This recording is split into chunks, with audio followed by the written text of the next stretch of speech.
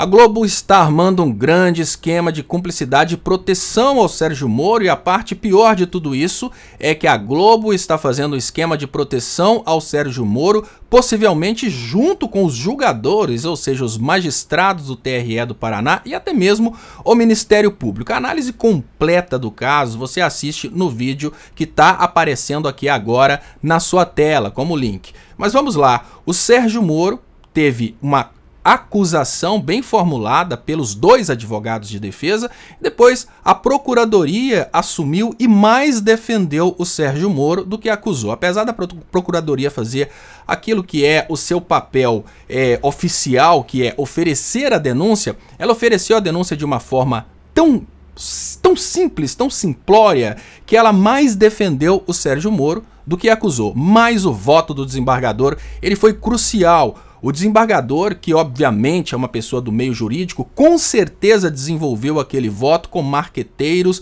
com pessoas que entendem de psicologia das massas, porque o voto foi todo construído no sentido de criar uma impressão de que o Sérgio Moro estaria sendo perseguido. Dentre as coisas absurdas do voto do desembargador estão elementos como o PT e o PL deviam provar que eles não cometeram abuso de poder econômico para que eles pudessem oferecer uma denúncia contra o Moro por abuso de poder econômico. Seria como dizer que você, para processar alguém que roubou sua casa, ou então para acusar alguém que assassinou alguém que você conhece, você deveria provar primeiramente que você não cometeu esses crimes. É uma coisa que não tem nenhuma compatibilidade com a juridicidade, mas obviamente na opinião pública vai funcionar muito bem. O desembargador não falou nada sobre a superexposição do Moro, ele descaracterizou o fato do Moro ter transferido R$1 milhão para o marqueteiro de igrejas evangélicas. Obviamente, esse marqueteiro de igrejas evangélicas pode utilizar esse R$1 milhão tanto numa campanha nacional para o Moro, como focar esse R$1 milhão nos pastores lá do Paraná. Mas tem mais, R$1 milhão o Moro transferiu para o escritório do vice. Isso porque o suplente não é conhecido tecnicamente pela população, mas o suplente do Moro é como se fosse o seu vice, participando da mesma campanha. Gente, seria como se durante a campanha o Lula tivesse transferido R$1 milhão do fundo partidário, dinheiro público, para a conta do Geraldo Alckmin. Com certeza a gente teria tido uma catástrofe se isso tivesse acontecido, mas foi isso que aconteceu. O Moro contratou o escritório do seu vice e pagou R$250 mil por mês por assessoria jurídica daquele que é o seu vice, o seu primeiro suplente. Na sequência, nós tivemos o desembargador simplesmente criando teorias para atacar a peça de defesa e simplesmente defendendo o Moro de todas as formas. Lá na análise inicial eu falei que com certeza aquilo seria um voto para uso da psicologia das massas, para convencer a população, porque obviamente não vai convencer o Poder Judiciário.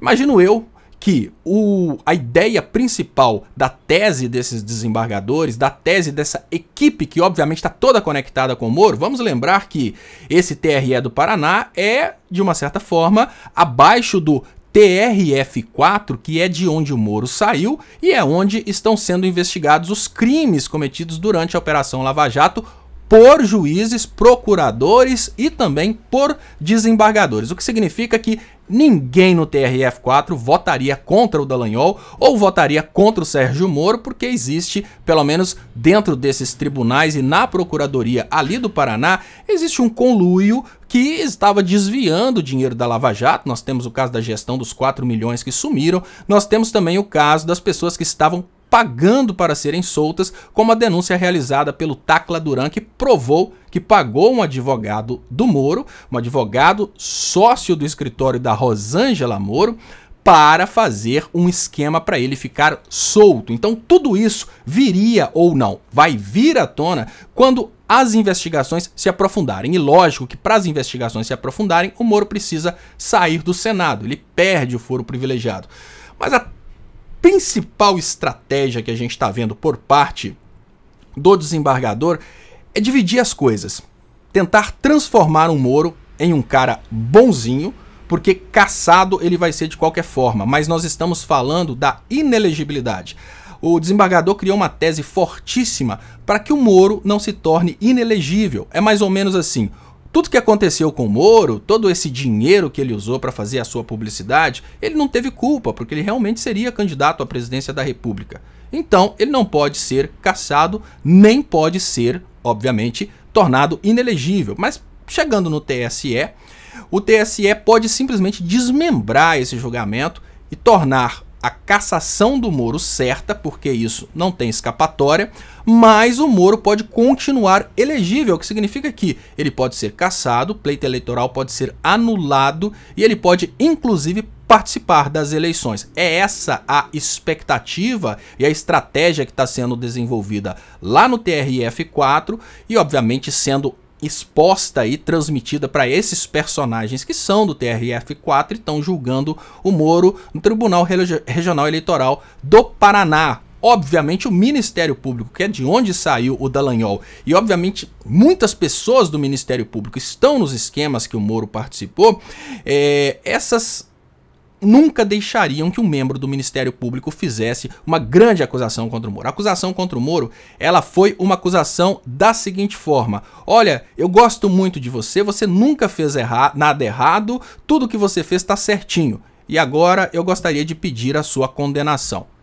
Foi desse jeito, infelizmente, que trabalhou o Ministério Público do Paraná no caso do Moro. E o que acontece agora? Nós temos essa possibilidade da superexposição do voto do relator, porque a estratégia foi muito clara. No momento em que o segundo pediu vista, ele pediu vista exatamente para dar uma semana para a mídia a favor do Moro transmitir a ideia de que o Moro está sendo perseguido, se posicionar a favor do Moro, levando em conta o voto do relator.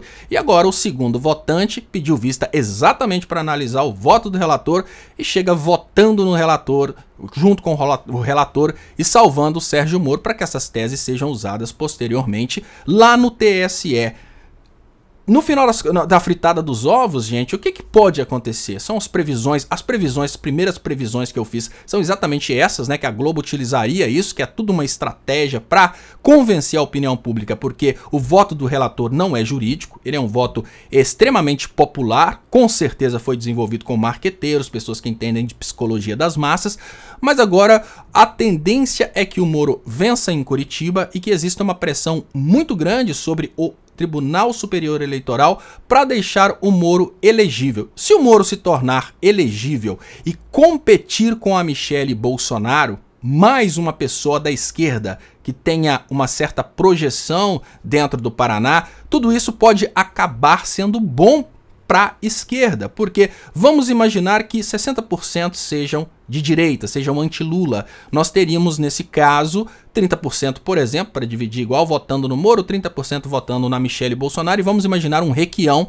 eleito com o diferencial de votos. Então, tá tudo muito indefinido ainda, mas tá tudo muito claro. A gente não sabe se o TSE vai aceitar essas teses que estão desenvolvidas, se o Moro vai continuar elegível. A grande segurança que nós temos é que o Moro não tem prestígio lá em cima no TSE e no STF. Detalhe básico: o Dallagnol ganhou de 6-0 nesse mesmo tribunal e perdeu por unanimidade no TSE e nem tentou recorrer. Simples assim.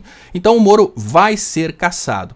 Agora, se a tese da inelegibilidade para dividir a culpa e o dolo vão dar certo, isso é uma grande dúvida e vai depender de muita força e hipocrisia da mídia que defende o Moro. Isso já começou, tá aí na Globo, né? E agora vamos ver as repercussões. Inscreva-se no canal Leonardo Estopa, marque para receber notificações. Esse canal foi o primeiro que trouxe para vocês a análise a respeito desse caso, conforme ele está acontecendo na prática. Abraços.